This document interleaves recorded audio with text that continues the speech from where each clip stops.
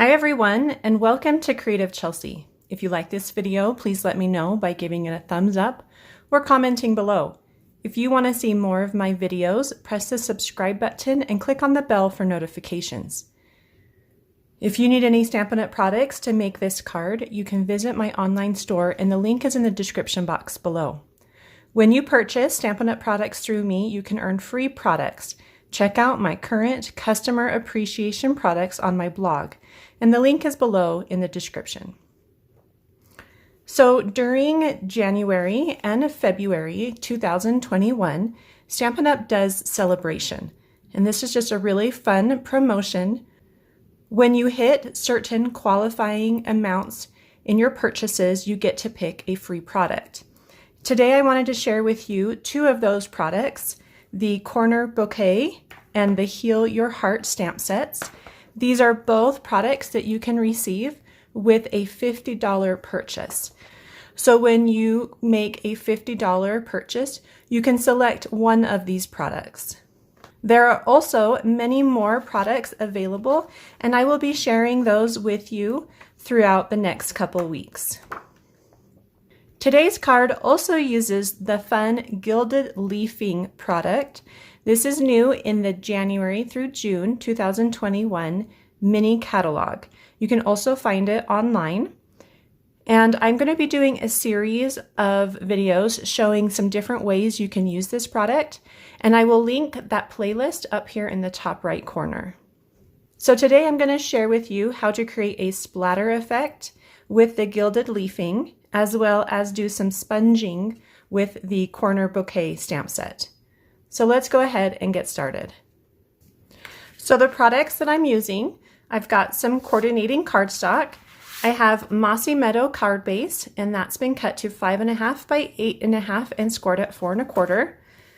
I then have a piece of Bumblebee Cardstock, and it is 4 1/4 by 3.5. I'm going to be stamping on some white cardstock, and it is 2 3/4 inches by 4 1/4. And then I have a strip of rich razzleberry. It's 1 1/4 inches by 4 1/4. I'm also using those coordinating ink colors, Mossy Meadow, Bumblebee, and then Blackberry Bliss. This is going to be a little darker than that rich razzleberry so that it can show up when we stamp on that cardstock. To create my stamping technique, I do have 3 different sponge daubers that I am going to use with those ink colors. And then again, we're going to be using the Heal Your Heart and the Corner Bouquet stamp sets. So I've got some scrap paper, and I'm going to start by doing some background stamping on my rich razzleberry and Bumblebee cardstocks. So I'm going to start with Blackberry Bliss. And with the smaller of the 2 corner bouquets, you'll see that there's a large and a small. I'm going to take just this edge here, and I'm going to stamp it twice along the strip. And I want it to go all the way to the edge here so that it will show up when it is behind the main stamped image. So this is just kind of a background image that I'm adding as a little strip to the side of my main image. I'm going to go ahead and close that. We'll come back to this in a minute. And then I'm going to grab the Bumblebee, and we're going to do some random stamping along the top and left side of this cardstock. I'm going to start with the leaf image. This is just a really fun and delicate image, and I'm just going to kind of randomly stamp it along those edges, making sure to leave some gaps for the flower image as well. And now I'm going to do that small flower and just kind of squeeze it in between these leaves. And you could do a lot, you could just do a couple here and there. Totally up to you on how many of these images you add to this piece of cardstock. So you're going to get something like that. And now we're ready to do our main image. So I've got my piece of white cardstock. Again, it's 2 by 3/4 inches and 4 1/4. And I'm using the larger corner bouquet. And I'm going to start with my yellow sponge dauber, and I'm going to pick up some of that color from the ink pad, and I'm going to sponge over some of these flowers that I want to be yellow. So just kind of look through the stamp. If you need to refer back to the main image just to get an idea of where those flowers are, you can do that as well. So just kind of randomly adding some of this bumblebee color throughout this stamped image. Okay, so when we do this, we work from our light colors to the dark colors. So next I will do Mossy Meadow, and I have my green sponge dauber, and this is just going to go around those yellow flowers to add color to the stems. It can be a little tricky. It's not going to be perfect. You are going to get some colors that overlap and might cover up some of those flowers. So it's a very painterly effect that you're going to achieve here. So don't expect it to be perfect. If you do want more perfection, you can use the Stampin' Right markers and just color the color exactly where you want it to be. So I am going to go back with my yellow, and I'm going to pick up, just kind of blend some of those greens that are on those big flowers out, just so that I'm getting a little more yellow. I noticed that I had overdone some of the green there. So I'm kind of covering some of the green and adding more yellow to these areas. Okay. And then I'm just going to kind of clean that off. It has a little bit of green on it from the stamp. And then last, I'm going to grab my purple and the Blackberry Bliss. And then last, I'm going to grab my purple sponge dauber and the Blackberry Bliss. And I'm just going to add this to a couple other places just to add that third color. Just trying to find some little flowers, a couple areas here and there to add the color to. You can use the corner of your sponge dauber to help you be a little more precise if you'd like.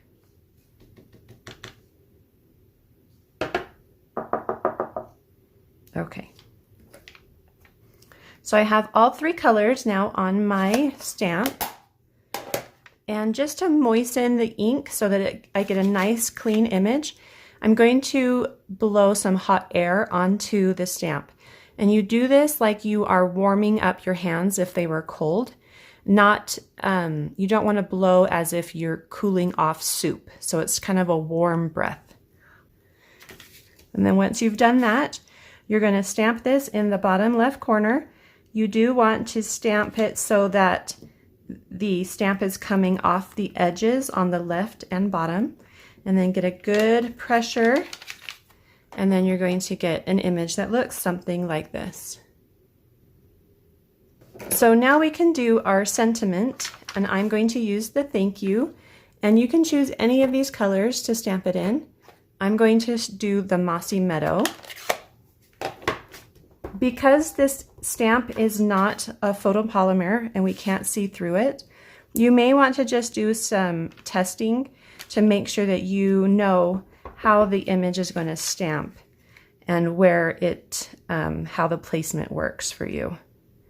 So then just, you're going to stamp it off to the right in this white space at the top.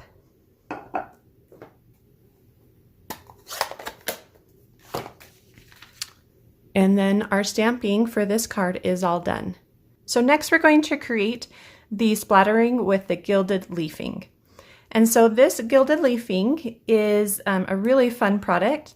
When you open it, you want to be really careful that you have a large container to put some leafing into so that it can grow and expand and breathe a little bit. So that's what I have here. This is just kind of like a sandwich sized Tupperware. So one of the things I've learned from playing around with it is it's going to stick to things that are sticky. So we're going to create a sticky water to splatter over our cardstock. So I'm going to do that by using the Tombow liquid glue, and I'm going to squeeze that onto a paper plate, and then with some water and a paintbrush, I'm going to water that glue down and just kind of go back and forth until I have a nice watery, gluey liquid. Okay, so once that's done, I am going to splatter this onto, kind of in this direction here, onto my card. And when I splatter, I realized that less is more. So you're just going to pick up your bristles and kind of splatter them down in that direction. Now you can't exactly see where they are, so you kind of have to just trust that you have some on there. Now I'm also going to splatter my card base in that same direction. So I'm going to fold that in half, and I'm just going to move that so I don't pick up any of that glue as I score my card, and then place it back on my scrap paper, and then again get some water and glue. I'm just going to continue to use that, and then splatter again in that direction.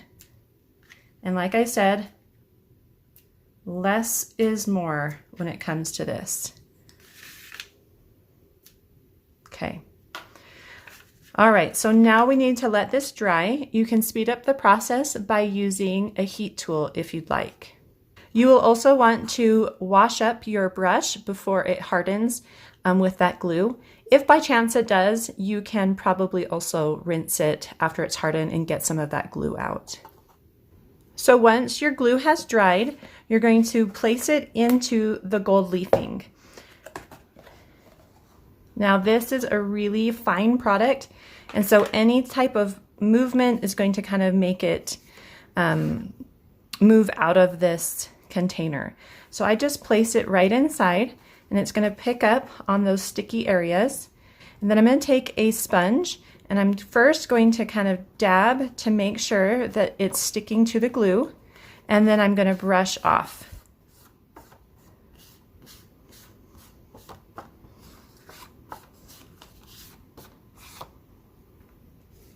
Okay, so this is just a very light splattering. You'll see right here in the middle that I get the most right around there. I like that it's not heavy on this particular card and that you're just getting a little touch of that gold. So now let's go to our card base. Just do the same thing.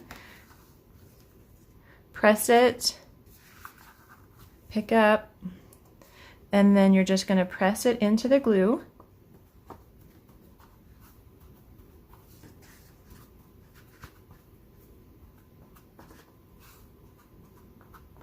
And then you can wipe it off.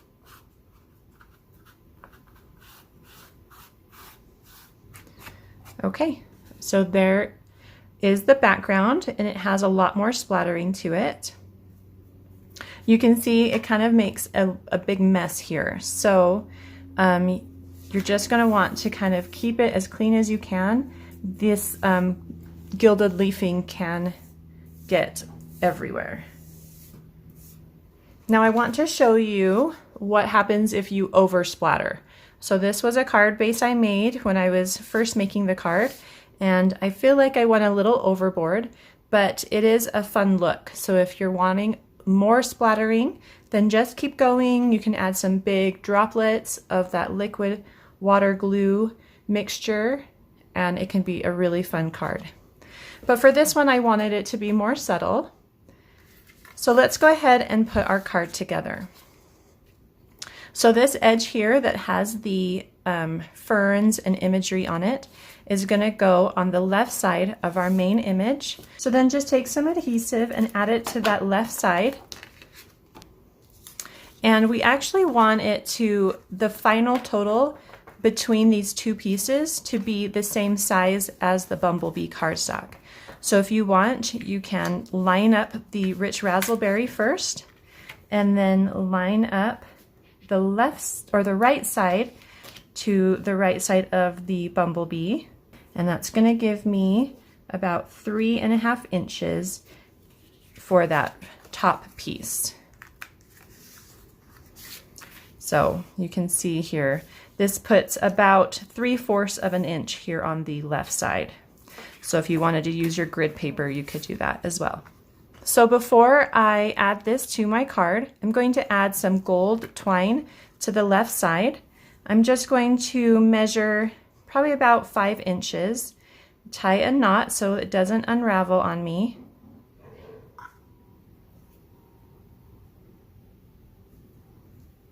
And then cut, you should probably do 2 knots, and then you cut between the 2. And that just helps so that you don't have it unravel on the spool either. So I have 2 knots and I'm cutting between the 2. And then I'm going to add this to the front of my card, right where that seam is. And I have added the some adhesive here on the back already. So you can just slide that over. Like I said, it goes in between those 2 pieces of cardstock. And now we can add this to our Bumblebee cardstock. And like I said, I already have adhesive there. And I'm going to line it up on my grid paper. And then I want it to be 1/4 of an inch from the top and 1/4 of an inch from the left. And that's just going to give me kind of that shadow box look behind this main element. And then this gets added to the center of our card with some dimensionals. Just place those in the corner and one in the middle.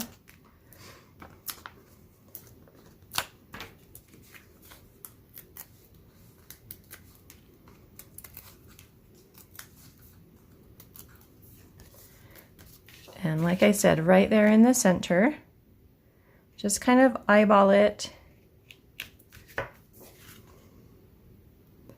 And then the last thing we're going to add is a bow. And I'm going to measure 8 inches and tie 1 knot. And I'll show you why in just a minute. So I'm tying a knot around the 8-inch mark. And then I'm going to cut that. And I'm going to cut it so the knot stays on the spool and doesn't unravel. And then here I'm going to find the middle and I'm going to tie another knot. So now I'm tying a knot in the center of my 8-inch piece, or I'm going to try to make it in the center. Just going to kind of use my grid paper to make sure it stays in the center-ish area. Okay, so I have a knot now here in the middle. So I'm going to go ahead and let this one side unravel, and I'm going to cut off the knot on the other side and let that side unravel.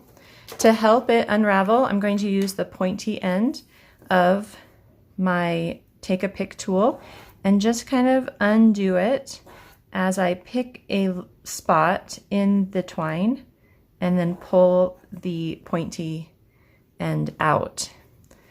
Just kind of as if you were like unbraiding hair. That's kind of what it reminds me of. That knot is really important. The reason we did it is to keep all of those strands together, so that when we create this fun fluffy bow, we don't lose any strands. So that's why we tied the knot in the center. Okay, so if one end is longer than the other, you're going to want that one to be the one that wraps around. And then you're just going to create your loop and carefully push the other end through and then pull your loops. And it doesn't always work well the first time. So just go ahead and try again. The key here is to try to keep everything together. That one came apart, so I'm just going to push it back into my fingers. There we go. And it should fall around that knot as the center point of your bow. I've done this a couple times and it usually will end up to be right there. Okay, so we've got this pretty fluffy gold bow.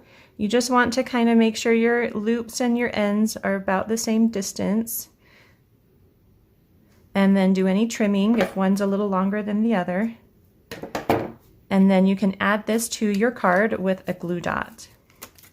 And the reason I decided to do the bow separately is because it's just, with all those little pieces, it was just easier for me to tie it and not have it be on the card. So I'm just trying to make this glue dot a little bit smaller by just kind of folding it in on itself. And then I'm going to place the bow right over that glue dot at a slight angle, and then kind of tuck that glue dot back underneath. And that card is all done. I hope you enjoyed watching me create this fun card today. If you're interested in getting these products for free, please visit my online store. The link is in the description box below, and make a qualifying purchase. You can visit my blog, creativechelsea.com, to get written instructions on this card and see close-up images. Thanks so much for watching. Have a creative day. Bye.